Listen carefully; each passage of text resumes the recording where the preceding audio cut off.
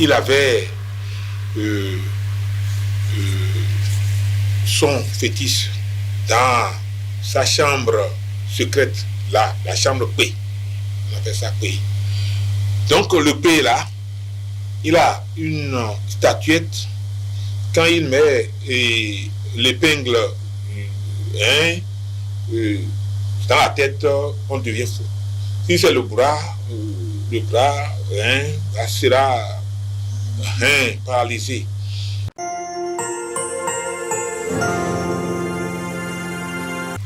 C'est lui ou c'est moi, c'est que c'est entre nous.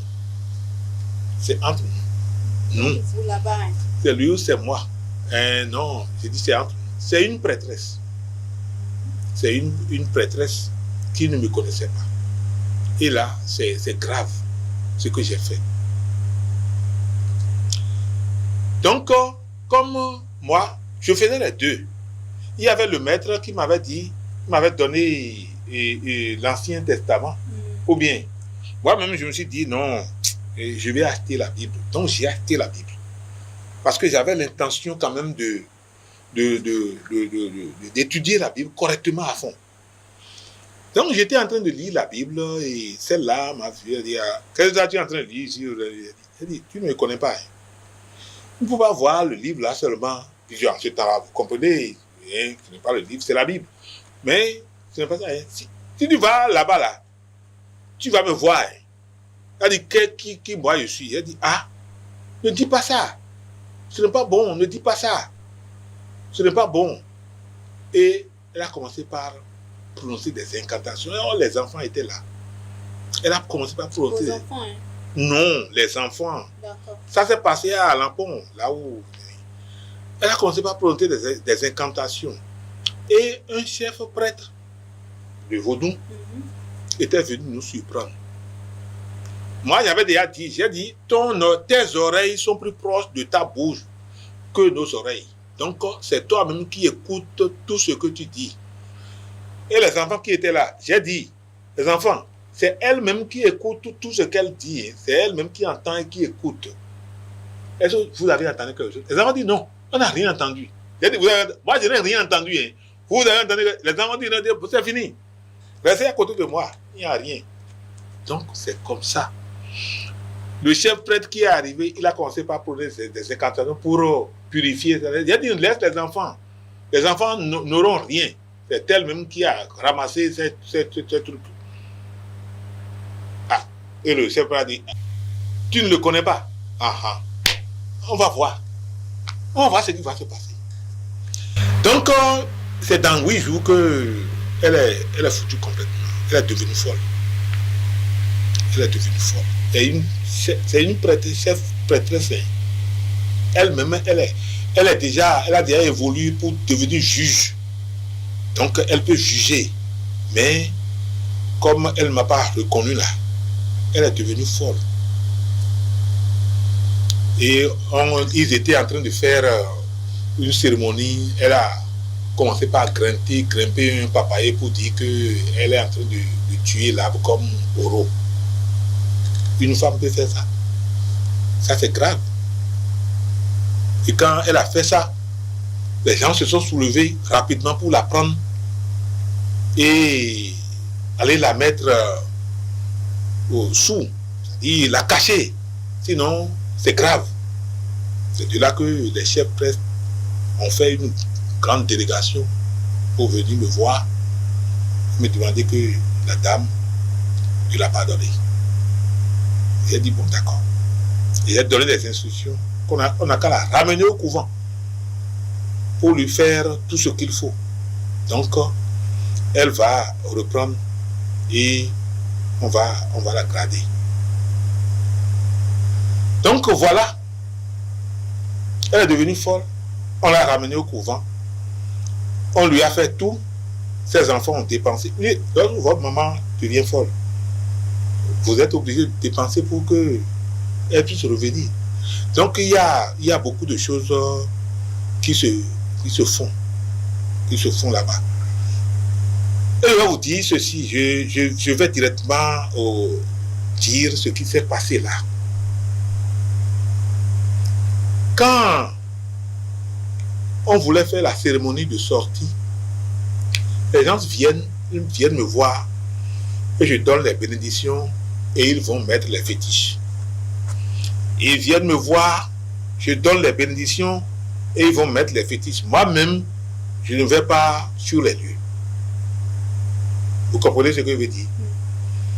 Les prêtres là, ils viennent me voir. Je leur donne la bénédiction. Et ils vont faire les implantations. Hein? Bon, je ne vais pas. Et ils viennent me rendre compte. Bon.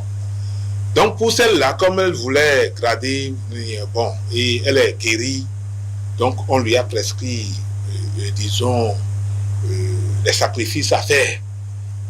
Et ils ont voulu coûte que j'aille sur le terrain. Ils ont voulu coûte que coûte que j'aille sur le terrain. Donc, en fin de compte, ils ne veulent pas dire tout ça là. Donc, j'ai accepté. J'ai délégué quelqu'un, ils ont dit non. Donc, c'est Dieu qui voulait que cela arrive comme ça. Voilà, je vois que c'est Dieu. Arrivé là, on a présenté moutons, casier de bière, beaucoup de choses, les bouteilles de gin, avec tout. On a tout présenté. Avec, bon, et j'étais dans le fauteuil.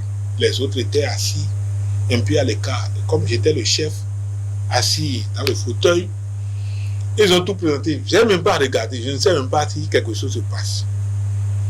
Et ils ont commencé par amadouer. Les chefs sont venus pour commencer par me demander pardon. Vous comprenez ce que je veux dire?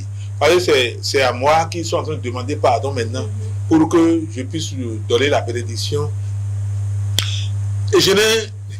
Et les enfants étaient à genoux. Et tous ceux-là se sont mis à genoux. Les prêtres aussi se sont mis à genoux. Qu'est-ce que je suis? Non, vous voyez comment, là où l'ego là nous amène. Mais moi-même, j'étais là comme si j'étais un suprême, quoi. Et ils sont partis encore chercher un autre mouton qu'ils voulaient prendre pour servir. Vous comprenez, pour prendre les étrangers et abattre pour ajouter les bouteilles de boissons qu'ils voulaient prendre pour servir leurs étrangers. Ils étaient partis chercher ça pour compléter. C'est lorsqu'ils faisaient tout ça là que je vous dis la vérité. Que j'étais là et mes oreilles se sont fermées brusquement et je n'entendais plus ce qui se passait autour de moi. Et il y a une voix qui a commencé par me dire: qui es-tu? Ah, qui es-tu? Maintenant, Edi Araï, qui es-tu? Tu n'es que pourriture, non? Tu es pourriture, non? Tu vas retourner pourriture. Et si je t'appelle maintenant, qu'est-ce que tu vas faire? Et il te dit de venir maintenant, qu'est-ce que tu vas faire? Tout ça là, combien tu vas prendre dedans? Tu vas prendre ça, c'est ça qui va te donner la vie. Tu sais pas que ta vie est avec moi. Qui es-tu? Ah! Elle dit, quand ça m'a dit comme ça là, quelques secondes après, mes oreilles ont commencé par entendre. Et moi-même, j'ai commencé par suer. Il y a une grande sueur qui coulait sur mon corps. J'étais en agbada, mais je ne suais pas, parce que on me donnait de l'air. J'ai commencé par sentir ça. Et qui es-tu là? Moi-même, je me suis dit, ah, ça là, celui qui parle là, effectivement, c'est lui c'est à lui que j'appartiens. Donc, je dois l'écouter et faire ce qu'il a dit. Et c'est de là que j'ai dit, bon, j'ai entendu ce que vous avez dit. Et j'ai commencé par prier maintenant. Je dis que ce serait bon pour vous. Vous avez la paix maintenant. Vous avez compris comment on donne les bénédictions. Et j'ai donné la bénédiction. J'ai dit non, tout ce que vous avez amené après là, il faut ramener ça. Il dit non, et non. Et, quand j'ai donné la bénédiction, vous voyez la joie qui est revenue, non? Hein? Avec tout ça là, la joie est revenue et elle-même, elle s'est levée dans les pleurs, elle est venue m'embrasser et on s'est embrassé. Bon, voilà. Et la cérémonie, ça a pris. Parce que avant ça là, c'est qu'il n'y avait pas encore cérémonie. Donc ça a pris. Ça m'a fait pleurer. J'ai coulé les larmes. Et à partir de ce jour-là, celui qui m'a parlé là, je n'ai pas oublié. Non, je n'ai pas oublié. Hein? Quand j'agis là, je me rappelle de ça. Et c'est ça qui a fait que ça s'est passé avant ce qui s'est passé avec mon directeur. Voilà. Donc, ça a fait que ça a commencé par me dire certaines choses. Ça a commencé par m'éduquer. M'éduquer, oui. Parce que je vais profiter pour dire ça automatiquement. Vous avez vu, il y a 2 cas maintenant. Hein. Vous avez vu 2 cas. Le 3e cas, où c'est du mal, mais ce n'est pas moi. Mais je dis ça là, ce n'est pas moi. Je ne suis pas tout dedans. Parce que j'ai refusé. À cause de ces 2 cas-là, j'ai refusé, je voulais quitter. Parce que j'ai dit, je vais profiter. À cause de ces 2 cas-là, le cas de la sorcière à qui j'ai fait du mal, et le cas du maître catéchisme, mon directeur, à qui j'ai fait du mal, à cause de ces 2 cas-là. Puis pour la sorcière, le Seigneur m'a parlé directement. Hein? Pour le directeur, j'ai constaté, moi j'ai constaté qu'on est en train de faire du mal sur mon dos. Et donc, à cause de ce cas-là, j'ai commencé par laisser. Donc, il y avait Adina, qui était Adina. C'est mon ami, c'est un faiseur du mal. Et je lui avais donné la bénédiction. Et quelqu'un était venu le voir pour faire du mal à un chrétien. Et il est venu vers moi pour me demander la bénédiction. Et je lui ai dit non. Il a tout fait. Il a tout dit, il a tout fait. Et je lui ai dit non, je ne vais pas te donner la bénédiction. Vous savez ce qui s'est passé? Il a effectivement agi. Il avait son fétiche dans sa chambre secrète, là, la chambre P. On appelle ça P. Donc le P là, il a une statuette. Quand il met l'épingle dans la tête, on devient fou. Si c'est le bras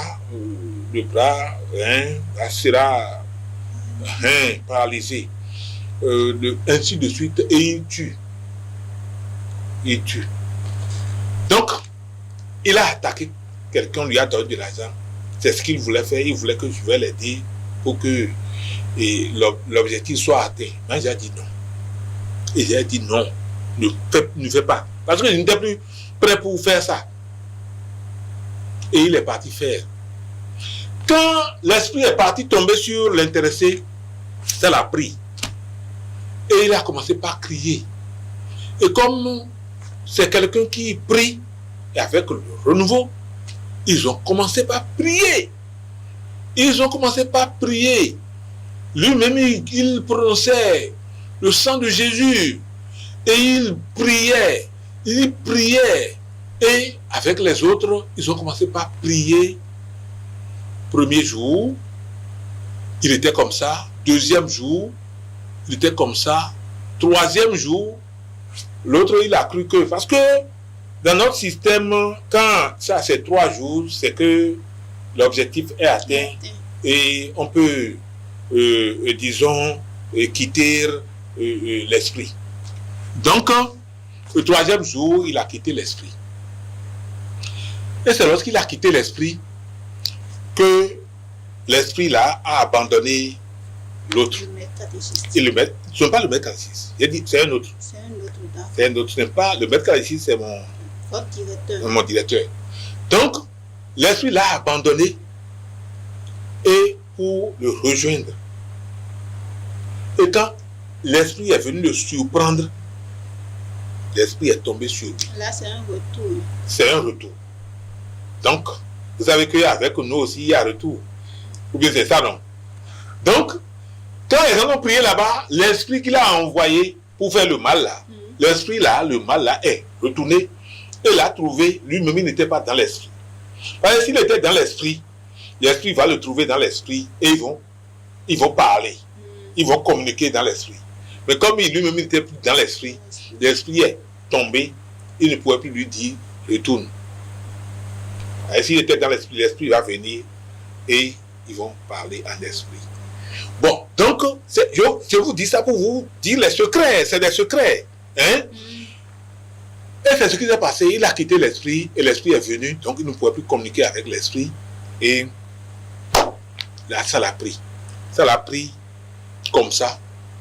Il a raconté tout ce qu'il lui-même il a fait, le mal qu'il avait fait, tout ce qu'il avait fait dans la famille comme mal, comment il avait tué les gens, tout ça là, il a tout dit et il est mort. Il est tombé. Donc, comme il est tombé, c'est une femme qui était mon amie, qui est parentée, qui est parentée à... C'est elle qui est venue parce qu'elle savait que celui-là était mon ami. Vous avez compris maintenant? Oui. Et je lui ai déjà dit, elle, que je ne vais plus faire ça, je vais quitter. Je lui ai déjà dit ça. Et elle me disait comment je vais faire pour quitter. Elle dit, c'est un combat, c'est un dur combat. Ce combat-là, c'est un combat de gladiateur. Je ne sais pas, mais Dieu, avec Dieu, ça va marcher. Donc, c'est comme ça que celui-là, il est mort en voulant faire du mal à un chrétien. Et la prière, par la prière, ce chrétien est délivré et le mal est retourné sur lui et il est mort. Et c'est par là que j'ai pris la décision de quitter définitivement la sorcellerie. C'est avec les 3 éléments que je vous ai parlé là. Les mots là. J'ai dit, premièrement, la sorcière que moi-même j'ai transformée en folie, elle est devenue folle et après, je l'ai fait prendre de grade. D'accord? Et en voulant prendre de grade, j'ai joué à trop d'ego et le Seigneur m'a parlé. Le Seigneur m'a rappelé à l'ordre. Parce que le Seigneur, si le Seigneur voulait, il pouvait m'appeler là. Et j'allais piquer là et mourir. Dieu pouvait dire, ah non, comme tu as fait ça maintenant, tu vas piquer. Et ici, Dieu disait ça là. C'est fini. Mais c'est comme ça. Il n'aurait plus de force. Non, j'allais tomber là aussi, effectivement, pas, et mourir. C'est quoi? Quand Dieu dit celui-là va mourir maintenant, est-ce que c'est fini? Il ne peut pas lutter. Lutter contre qui? On ne sait jamais. Non, non, non, non, non, non. Avec Dieu, il n'y a aucune lutte. Avec l'Esprit Saint, il n'y a aucune lutte. Avec Jésus, il n'y a aucune lutte. Il n'y a aucune lutte à faire là. Oui. Si quelqu'un est avec Jésus et il est dans Jésus, c'est qu'il est libre, il est libéré. C'est une liberté. C'est une liberté. La contrainte, c'est la loi, c'est l'alliance, les 10 commandements. Mais il faut respecter. Il faut prendre en compte les 10 commandements. Celui qui prend en compte les 10 commandements, et il est dans la logique des 10 commandements tous les jours, et il joue à l'amour, mais il est libre. Il est libre. Il est libre, je dis, il est libre complètement. Il ne sait même pas ce qui se passe autour de lui. Donc voilà les 3 événements qui m'ont amené à abandonner complètement, disons, la sorcellerie. Mais pour quitter maintenant, c'est un autre débat. Vraiment, vous allez me laisser. On va y revenir. Et on va y revenir.